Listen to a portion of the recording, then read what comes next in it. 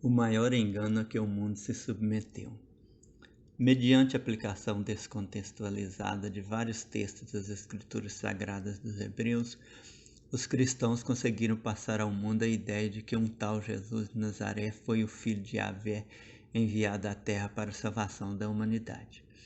A história nada deixou sobre Jesus em seus dias e mostra falsificações em séculos posteriores. Mas uma simples análise da própria Bíblia nos deixa claro que o cristianismo é um dos maiores enganos a que o mundo já se submeteu.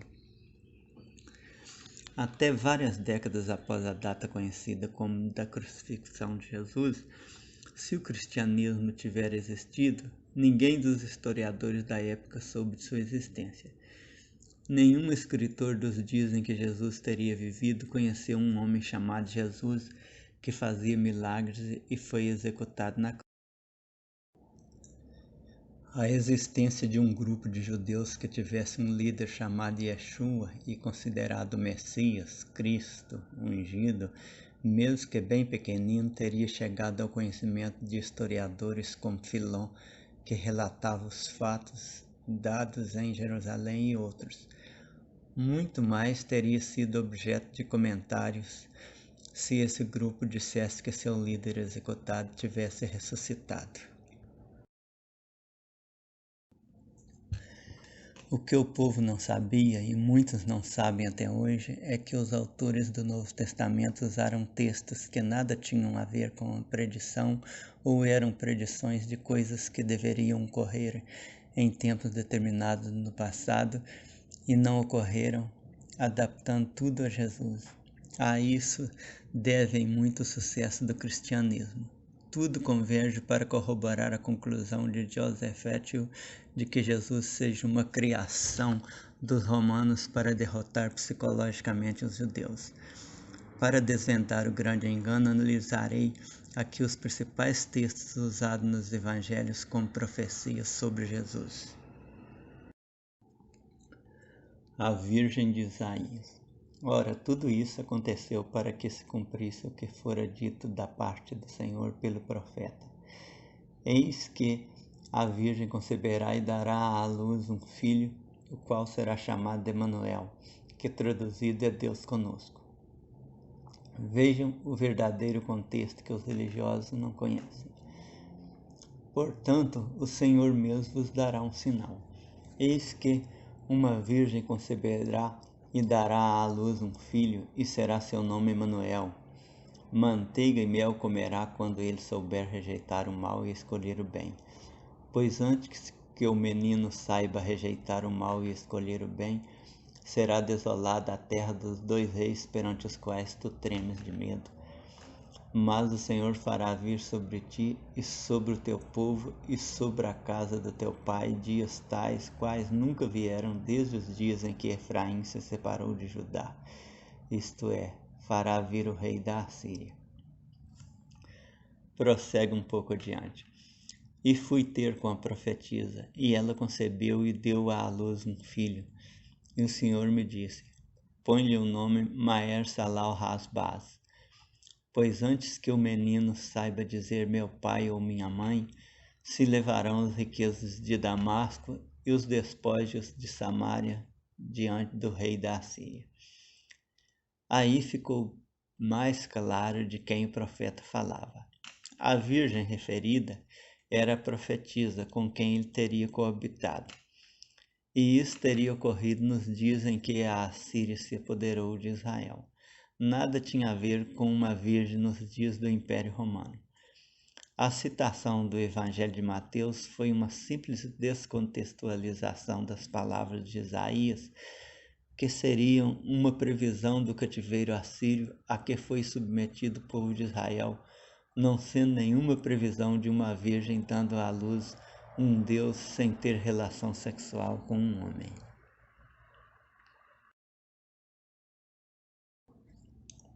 O Salvador de Belém. E reunindo todos os principais sacerdotes e os escribas do povo, perguntava-lhes onde havia de nascer o Cristo. Responderam-lhe eles, em Belém da Judéia, pois assim está escrito pelo profeta. E tu, Belém, terra de Judá, de modo nenhum és a menor entre as principais cidades de Judá, porque de ti sairá o guia que há de apacentar o meu povo de Israel. Vejamos o que disse o profeta judeu. Mas tu, Belém Efrata, posto que pequena para estar entre as milhares de Judá, de ti é que me sairá aquele que há de reinar em Israel, e cujas saídas são desde os tempos antigos, desde os dias da eternidade. Portanto, os entregará até o tempo em que aqui está de parto tiver dado à luz. Então o resto de seus irmãos voltará aos filhos de Israel.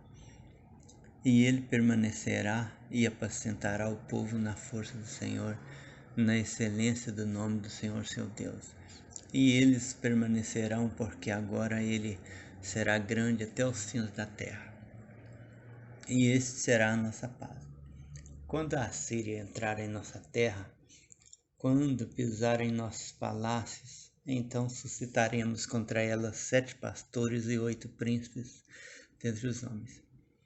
Esses consumirão a terra da Assíria à espada, e a terra de Nimrod às suas entradas. Assim ele nos livrará da Assíria quando entrar em nossa terra, quando calcar nossos termos. E o resto de Jacó estará no meio de muitos povos, como orvalho da parte do Senhor, como chuvisco sobre a erva, que não espera pelo homem, nem aguarda filho de homem. Também o resto de Jacó estará entre as nações, no meio de muitos povos, como um leão entre os animais do bosque, como um leão novo entre os rebanhos de ovelhas, o qual, quando passar, as pisará e despedaçará, sem que haja quem as livre. A tua mão será exaltada sobre os teus adversários e serão exterminados todos os seus inimigos. Naquele dia, diz o Senhor, exterminarei do meio de ti os teus cavalos, destruirei os teus carros, destruirei as cidades da tua terra e derribarei todas as tuas fortalezas. Tirarei as feitiçarias da tua mão e não terás adivinhadores. Arrancarei do meio de ti as tuas imagens esculpidas e as tuas colunas, e não adorarás mais a obra das tuas mãos. Do meio de ti arrancarei os teus azerinhos e destruirei as tuas cidades, e com ira e com furor exercerei vingança sobre as nações que não obedeceram. Nos dias em que esse texto foi escrito, o reino de Israel estava subjugado pela Assíria, que era uma ameaça também para Judá. O profeta então afirmou que no dia em que a Assíria entrasse na terra de Judá, tudo isso se cumpriria.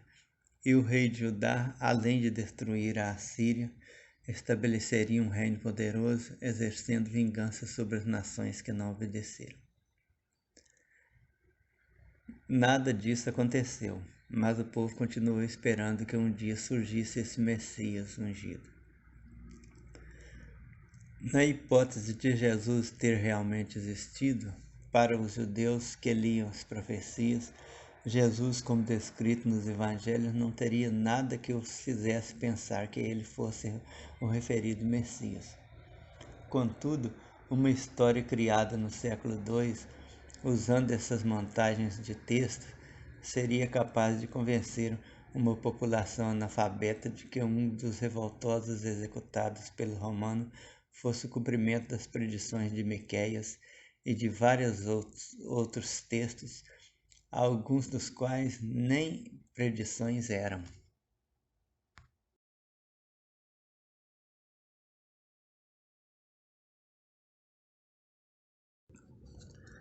Do Egito chamei meu filho. E lá ficou até a morte de Herodes, para que se cumprisse o que fora dito da parte do Senhor pelo profeta. Do Egito chamei meu filho. Agora vejam o texto completo, que nada tem de predição sobre um filho chamado, mas o relato de um fato em que acreditavam os judeus. Quando Israel era menino, eu o amei e do Egito chamei a meu filho.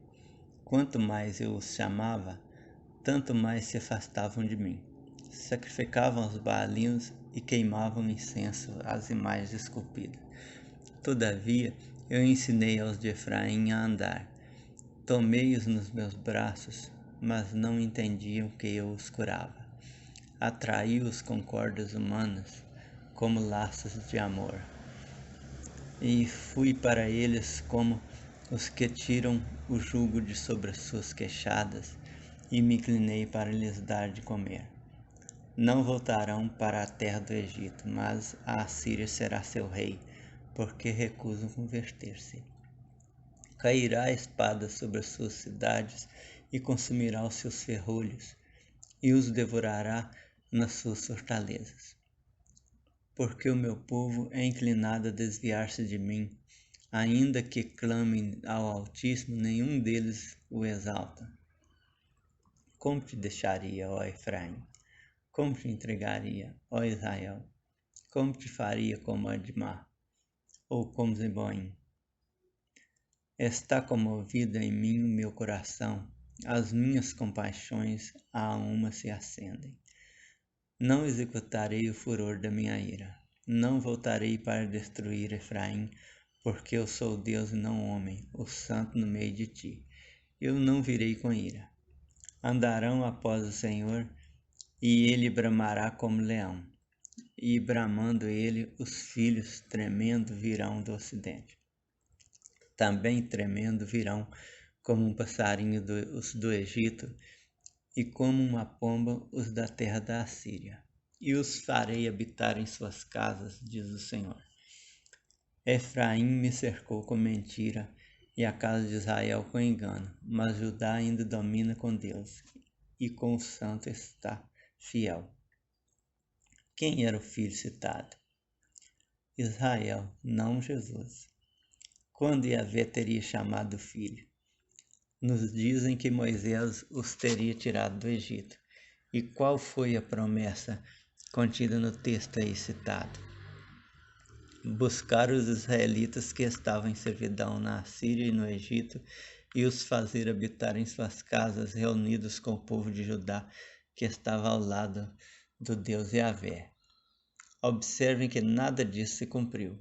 Judá, que estava ao lado de Yahvé, foi dominado pelo Egito, sendo seu fiel rei Josias morto pelo faraó Necal, e pouco tempo depois todos caíram sob o domínio de Babilônia. Constata-se aí que o texto nada tinha a ver com um Messias nos dias dos romanos, mas os cristãos distorcem o sentido do texto para fazer crer que um dito Jesus fosse esse Messias libertador. E os cristãos não percebem isso. A matança dos meninos. Então Herodes, vendo que fora iludido pelos magos, irou-se grandemente e mandou matar todos os meninos de 2 anos para baixo que havia em Belém e em todos os seus arredores, segundo o tempo que com precisão inquiriram dos magos. Cumpriu-se então o que fora dito pelo profeta Jeremias. Em Ramá se ouviu uma voz, lamentação e grande pranto. Raquel chorando os seus filhos e não querendo ser consolada, porque eles já não existem. Mateus 2, 16 a 18.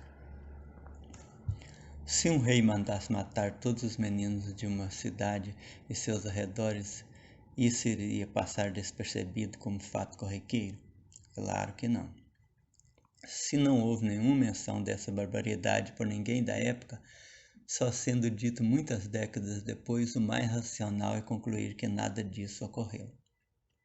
Ademais, o Evangelho de Lucas nega terminantemente essa história contada pelo Evangelho de Mateus. Quando se completaram os 8 dias para ser circuncidado o menino, foi-lhe dado o nome de Jesus, que pelo anjo lhe fora posto antes de ser concebido. Terminados os dias da purificação, segundo a lei de Moisés, levaram-no a Jerusalém para apresentá-lo ao Senhor, conforme está escrito na lei do Senhor. Todo primogênito será consagrado ao Senhor, e para oferecerem um sacrifício segundo disposto na lei do Senhor, um par de rolas ou 2 pombinhos. Assim que cumpriram tudo segundo a lei do Senhor, voltaram a Galiléia para a sua cidade de Nazaré. E o menino ia crescendo e fortalecendo-se, ficando cheio de sabedoria, e a graça de Deus estava sobre ele.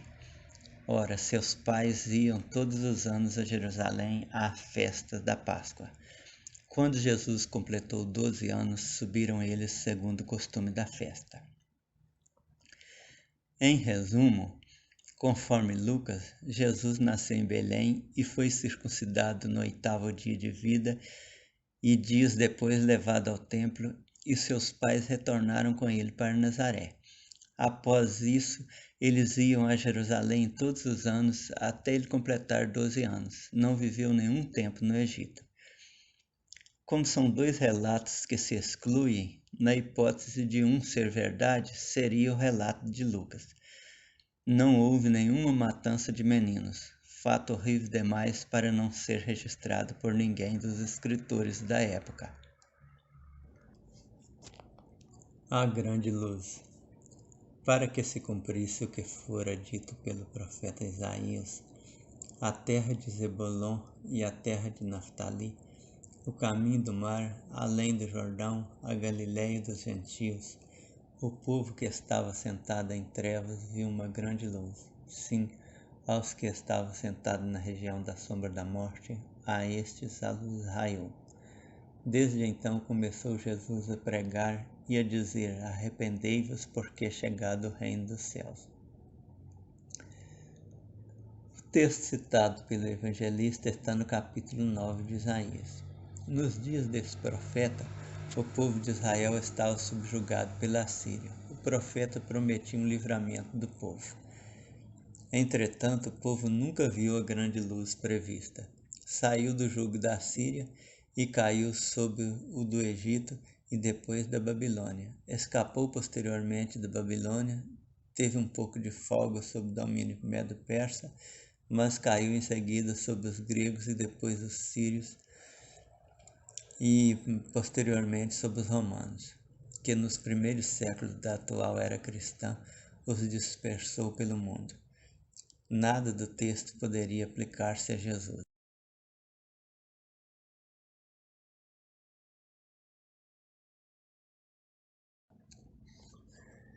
Ele tomou sobre si as nossas enfermidades, para que se cumprisse o que fora dito pelo profeta Isaías. Ele tomou sobre si as nossas enfermidades e levou as nossas doenças. Isso está no Evangelho de Mateus, como se referisse a Jesus. Aí está mais um dos mais citados textos do profeta judeu como se referindo a Jesus. Entretanto, se o leitor continuar lendo os capítulos seguintes, verá que tudo que o profeta dizia deveria ocorrer nos dias de Babilônia, e seria construída uma nova Jerusalém, que não seria mais subjugada.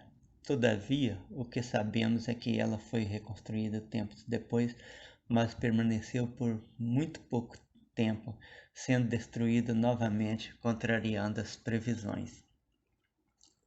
Como quase sempre os tais profetas eram assassinados pelo próprio povo, o profeta poderia estar falando dele próprio, ou melhor, quem escreveu em nome desse profeta deveria estar se referindo a ele mesmo.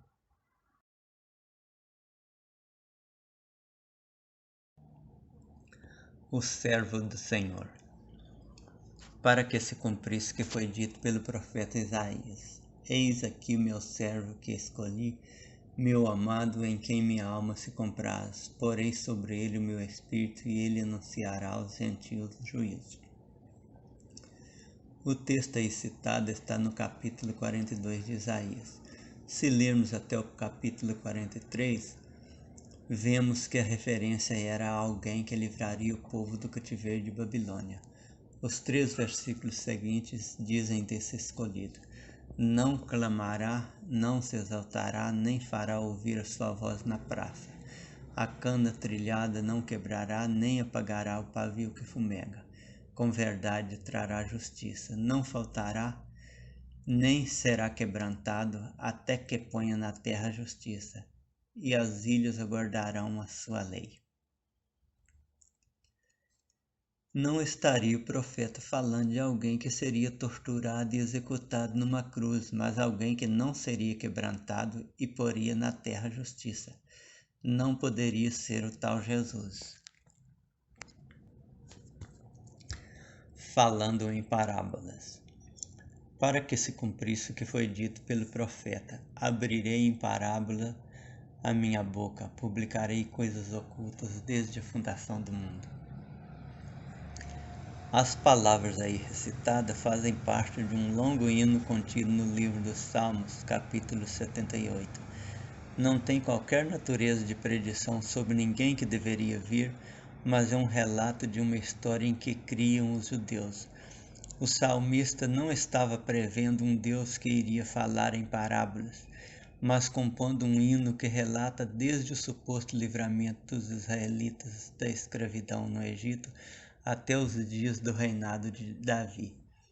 Nada sobre o suposto Jesus.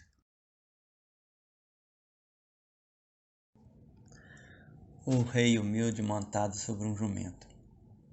Ora, isso aconteceu para que se cumprisse o que foi dito pelo profeta. Dizei à filha de Sião, eis que aí te vem o teu rei, manso e montado em um jumentinho cria de animal de carga. Isso está no Evangelho de Mateus. Vejamos o caso. Nos dias do Império Medo-Persa, um dos profetas hebreus teria predito: Alegra-te muito, ó filha de Sião, exulta, ó filha de Jerusalém, eis que vem a ti o teu rei. Ele é justo e traz a salvação, ele é humilde e vem montado sobre um jumento, sobre o jumentinho, filho de jumenta. De Efraim exterminarei os carros, e de Jerusalém os cavalos, e o arco de guerra será destruído. E ele anunciará paz às nações, e o seu domínio se estenderá de mar a mar, e desde o rio até as extremidades da terra. O Senhor dos exércitos os protegerá, e eles devorarão e pisarão os fundibulários, também beberão o sangue deles como ao vinho, e encher-se-ão como bacias de sacrifício, como os cantos do altar. Essa previsão teria sido de Zacarias. Segundo o profeta, o Salvador viria montado sobre um jumento. Mas este Salvador iria dominar o mundo de mar a mar e desde o rio até as extremidades da terra e estabeleceria paz mundial. Sabemos que nada disso ocorreu. Nos dias do Império Romano, que também diziam estar levando a Pax Romana a todas as nações, surgiram alguns salvadores que reuniram após si muitas pessoas, mas caíram diante dos guerreiros de Roma. Só que nenhum historiador conheceu um tal Yeshua crucificado. Entre esses, dizem que houve um chamado Yeshua, e em alguns lugares chamado de Nazareno, em outros dito ter nascido em Belém. Conhecedor da profecia, Yeshua, Jesus em português, ou Jesus em latim, teria procurado mostrar ao povo que seria ele o ungido predito, conforme se escreveu em um dos evangelhos. Quando se aproximaram de Jerusalém e chegaram ao Betfagé, ao Monte das Oliveiras, enviou Jesus 2 discípulos, dizendo-lhes: Ide à aldeia que está defronte de vós, e logo encontrareis uma jumenta presa e um jumentinho com ela. Desprendei-a e trazei-mo. E se alguém vos disser alguma coisa, respondei: o Senhor precisa deles, e logo os enviará. Ora, isso aconteceu para que se cumprisse o que foi dito pelo profeta. Dizei à filha de Sião: eis que aí te vem o teu rei, manso e montado em um jumentinho, cria de animal de carga. Indo, pois, os discípulos e fazendo como Jesus ordenara, trouxeram a jumenta e o jumentinho, e sobre eles puseram seus mantos, e Jesus montou. E a maior parte da multidão estendeu seus mantos pelo caminho, e outros cortavam ramos de árvores e os espalhavam pelo caminho. E as multidões, tanto as que o precediam como as que o seguiam, clamavam dizendo: Hosana ao filho de Davi, bendito o que vem em nome do Senhor, hosana nas alturas. Ao entrar ele em Jerusalém, agitou-se a cidade toda e perguntavam: Quem é este? E as multidões respondiam: Este é o profeta Jesus de Nazaré da Galiléia. Então Jesus entrou no templo, expulsou todos os que ali vendiam e compravam e derrubou as mesas dos cambistas e as cadeiras dos que vendiam pombas e disse-lhes: Está escrito: A minha casa será chamada casa de oração, vós, porém, a fazeis covil de salteadores. Isso nos dá uma ideia mais exata do plano de Jesus, caso ele tenha existido mesmo, ser mesmo um rei como o povo esperava. Se tiver existido, não reinou, mas os cristãos esperam que um dia reine. Entretanto, considerando a total ausência de referência a ele pelos historiadores da época, é mais aceitável que tudo isso tenha sido invento de romanos mesmo. Seria muito difícil existir uma pessoa capaz de fazer o que se diz que Jesus fez, se tornar famoso como os evangelhos dizem, e nenhum historiador daqueles dias dizer sequer uma palavra sobre eles. O que os cristãos... As 30 moedas de prata. Cumpriu-se então o que foi dito pelo profeta Jeremias. Tomaram as 30 moedas de prata, preço do que foi avaliado, a quem certos filhos de Israel avaliaram, e deram-nas pelo campo do oleiro, assim como me ordenou o Senhor. Está em Mateus 27. Nessa, o evangelista se enganou até quanto ao autor do texto citado. Não foi Jeremias, mas Zacarias, que falou das 30 moedas de prata. Só que o texto nada parece com o mencionado episódio de Judas Iscariotes. Veja abaixo. Abre-te, ó Líbano, as tuas portas para que o fogo devore os teus cedros. Geme, ó cipreste, porque caiu o cedro, porque os mais excelentes são destruídos. Gemei, ó carvalhos de Bazã, porque o bosque forte é derrubado. Voz de uivo dos pastores, porque a sua glória é destruída. Voz de bramido de leões novos, porque foi destruída a soberba do Jordão. Assim diz o Senhor meu Deus: apacenta as ovelhas destinadas para a matança, cujos compradores as matam e não têm por culpado, e cujos vendedores dizem: louvado seja o Senhor, porque hei enriquecido. E os seus pastores não têm piedade delas. Certamente não terei mais piedade dos moradores desta terra, diz o Senhor. Mas eis que entregarei os homens, cada um na mão do seu próximo e na mão do seu rei. Eles ferirão a terra, e eu não os livrarei da mão deles. Eu, pois, apacentei as ovelhas destinadas para a matança, as pobres ovelhas do rebanho. E tomei para mim 2 varas, uma chamei graça e a outra chamei união, e apacentei as ovelhas. E destruí os 3 pastores num mês, porque enfadei deles, e também eles se enfadaram de mim. Então eu disse: não vos apacentarei mais, o que morrer morra, e o que for destruído seja destruído, e os que restarem comam cada um a carne do seu próximo. E tomei a minha vara graça e a quebrei para desfazer o meu pacto que tinha estabelecido com todos os povos. Foi, pois, anulado naquele dia, assim os pobres do rebanho que me respeitavam reconheceram que isso era a palavra do Senhor. E eu lhes disse: se parece bem aos vossos olhos, dai-me o que me é devido, e se não, deixai-o. Passaram, pois, por meu salário 30 moedas de prata. Ora, o Senhor disse-me: arroja isso ao olheiro, esse belo preço em que foi avaliado por eles. E tomei as 30 moedas de prata e as arrojei ao oleiro na casa do Senhor. Então quebrei minha segunda vara, união, para romper a irmandade entre Judá e Israel. Então o Senhor me disse: toma ainda para ti os instrumentos de um pastor insensato, pois eis que suscitarei um pastor na terra que não cuidará das que estão perecendo, mas procurará as errantes, não curará as feridas, nem apacentará a sã, mas comerá a carne das gordas e lhes despedaçará as unhas.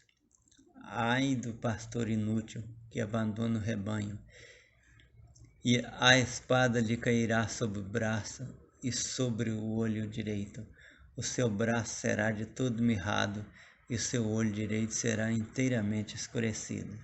Isso está em Zacarias.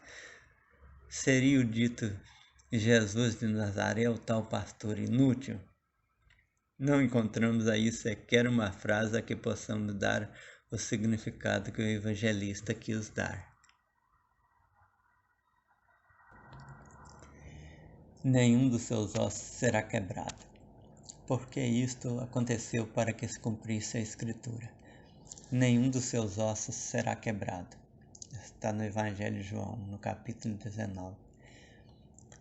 Essa foi outra vez que um evangelista chamou de profecia o que era apenas um hino do salmista. Vejamos um pouquinho mais dele. O anjo do Senhor acampa-se ao redor dos que o temem e os livra. Provai e vede que o Senhor é bom. Bem-aventurado o homem que nele se refugia. Temei ao Senhor, vós, seus santos, porque nada falta aos que o temem. Os leõezinhos necessitam e sofrem fome, mas aqueles que buscam ao Senhor, bem algum lhes faltará.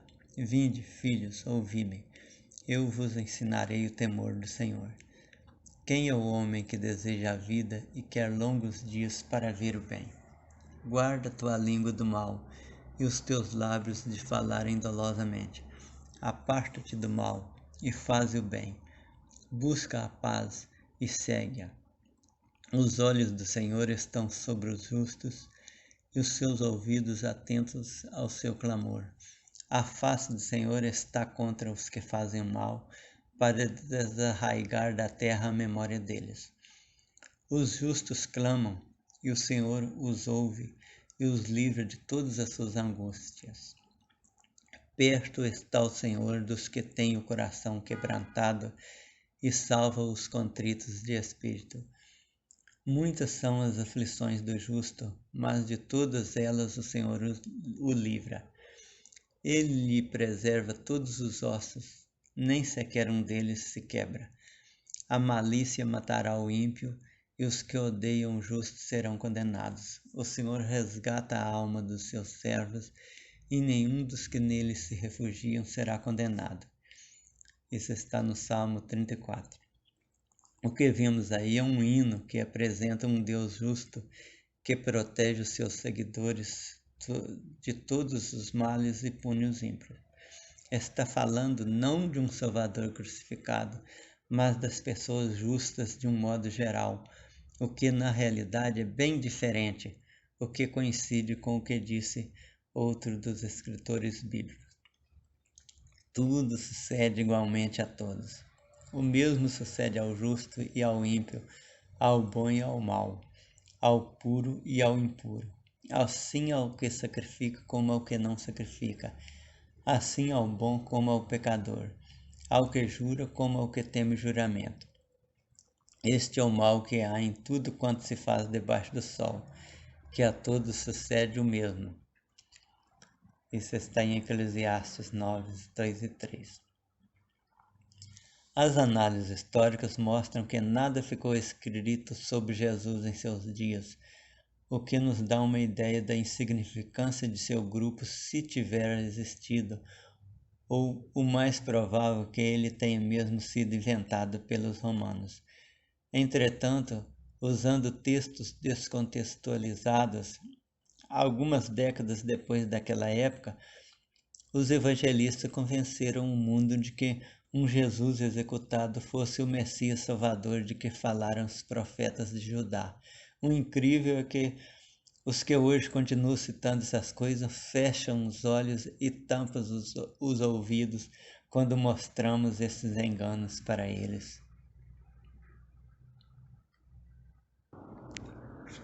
Se a Virgem de Isaías não era uma Maria de Nazaré, se o Salvador de Belém seria dos dias da Assíria, não dos dias de Roma, se o filho chamado do Egito teria sido Israel, o povo, não uma pessoa, se a grande luz seria o livramento dos israelitas do jugo assírio, se o servo escolhido da profecia dominaria e não seria quebrantado, se o rei montado sobre um jumento não seria um mártir, mas um dominador, se as 30 moedas de prata se referia a coisas do tempo da separação de Judá e Israel, se o pastor insensato não poderia ser Jesus, já que eles dizem ser ele onisciente, se a expressão nenhum de seus ossos será quebrado não se referia ao cadáver de um Deus crucificado, mas ao homem justo de forma geral,